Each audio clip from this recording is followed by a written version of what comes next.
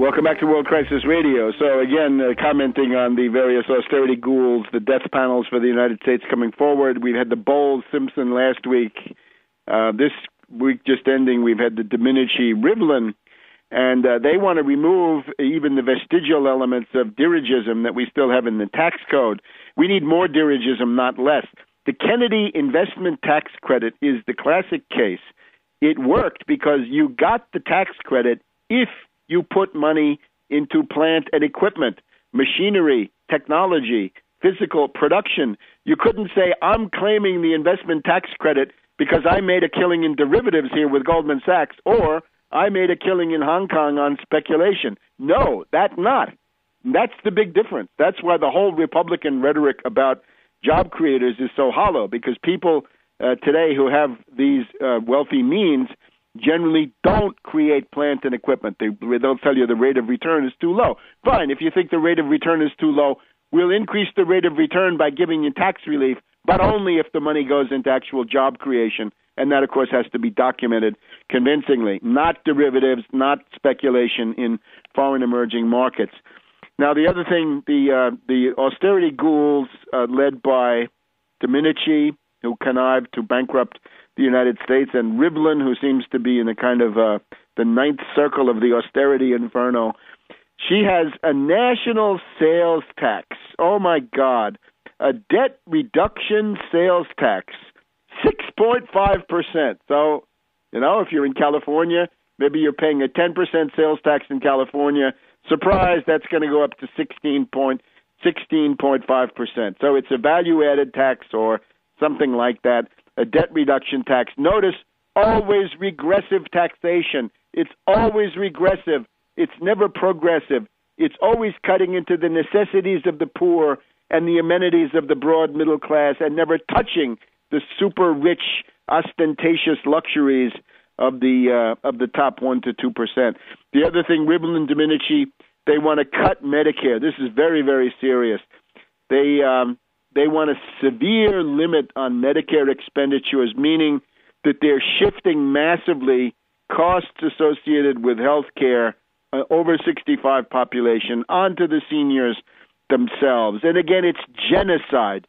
The attention of Rivlin and Domenici and their co-conspirators is directed to the Nuremberg precedents of 1945, because they may be now in the process of violating them.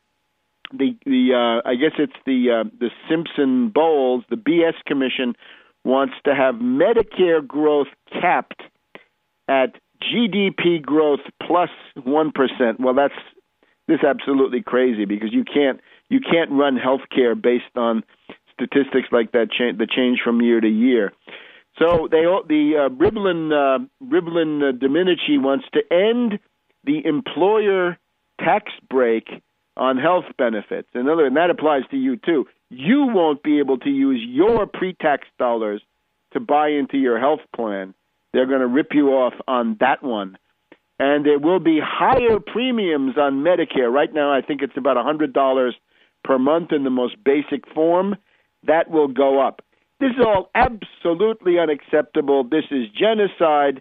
This is Schacht. It's Bruning. It's all of the failed economics of the past 100 years.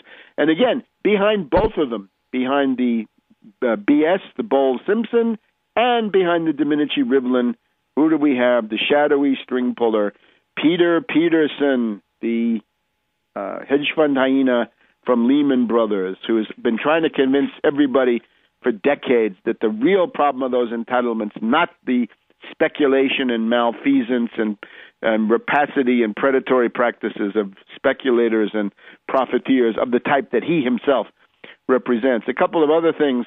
The Bowles-Simpson Commission, right, last week's death panel, wants to raise the Social Security retirement age for the full pension, it's not much, but to 69 by the year 2075. When you raise the retirement age, let's look at what this does. If you're working in hard physical labor of any kind, and this could be in things like truck drivers, miners, carpenters, anybody working with their hands, anybody doing physical labor in any form, it's found that by the time such workers reach about 60 to 61 years of age, about a quarter of them already have some kind of disability which is going to limit their capacity to work. And, of course, black, Hispanic, and white, poor, Appalachian, and so forth populations are overrepresented in that group. There are not too many hedge fund hyenas or pointy-headed Washington bureaucrats who would fall into this particular area, although even the carpal tunnel people might claim that they should qualify. So what it means is if you raise the retirement age to 69, you're going to force a large number of those people to go off Social Security or not be on it and instead go directly to the Social Security disability payments, which at the age of 60 or 61, 62, 63 are actually higher. So this is it's a great example of the lunatic stupidity of the bean counter and the fat-headed economists, that the idea that your cuts are actually going to increase your costs because you'll be forcing people to work longer, the disability becomes greater, they're going to go for disability, and you'll pay more. So many of these cuts, so-called, are actually going to increase the costs of what goes on. So the stuff about the Federal Reserve, let me just cover this in the time that we have. Pence and Will the Shill demand that the Federal Reserve disregard the question of jobs. No, Pence just ran on jobs. Now he says the Federal Reserve should have no mission whatsoever of maintaining full employment, that the Humphrey-Hawkins Act was a terrible mistake, and that now we've got to go to a situation where the only task of the Federal Reserve is to maintain the value of my money. And here we have George F. Will the Shill, in the Washington Post, Thursday, November 18th. The Fed's dual mission impossible. He says, well, it can't be done. 1977, Congress gave the Fed a dual mandate, and that's the root of all evil. We've got to just go back to exclusive concern with money. Obviously, if you're concerned about jobs and employment, it gives you some relation to a real physical economy of tangible physical production.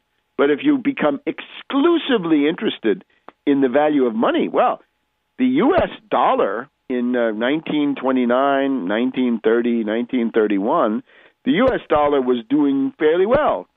The economy was destroyed, but the dollar was doing okay. So they would say, yes, that would be progress. That's the kind of world we want to move towards.